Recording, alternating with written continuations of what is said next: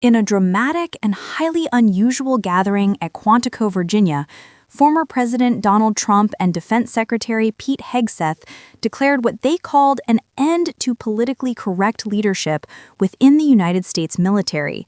Hundreds of admirals, generals, and senior commanders from across the globe were abruptly summoned for the event, sparking speculation about its purpose. Trump took the stage with his trademark confidence, boasting about America's nuclear strength and warning that the nation is, in his words, under invasion from within. He criticized past administrations for spending trillions defending foreign borders while failing to protect America's own. He told military leaders that the armed forces exist not to shield feelings, but to safeguard the republic, promising a military that fights and wins without hesitation. Defense Secretary Hegseth reinforced this message with sweeping announcements.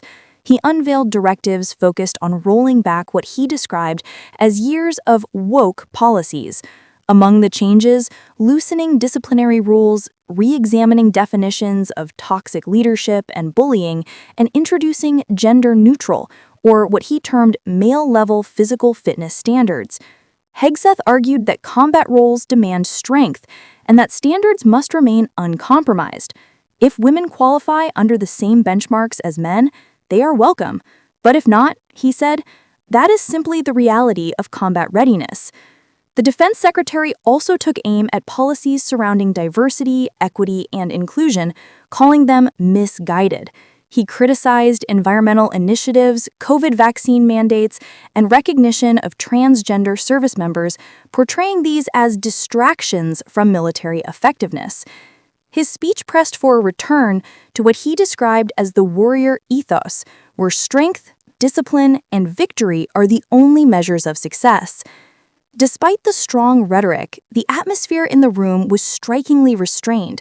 Unlike Trump's usual rallies where applause and cheers punctuate his every line, the generals and admirals sat stone-faced, maintaining the nonpartisan tradition of the armed services.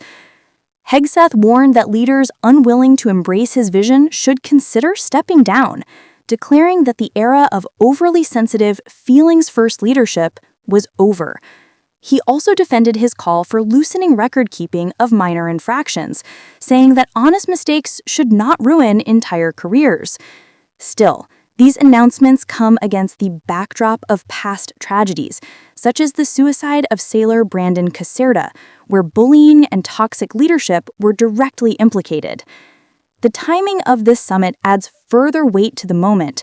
With the possibility of a government shutdown looming and major global security challenges ongoing, Trump and Hegseth's decision to center attention on cultural battles within the military underscores how America's broader political conflicts have now become deeply entangled with its defense strategy.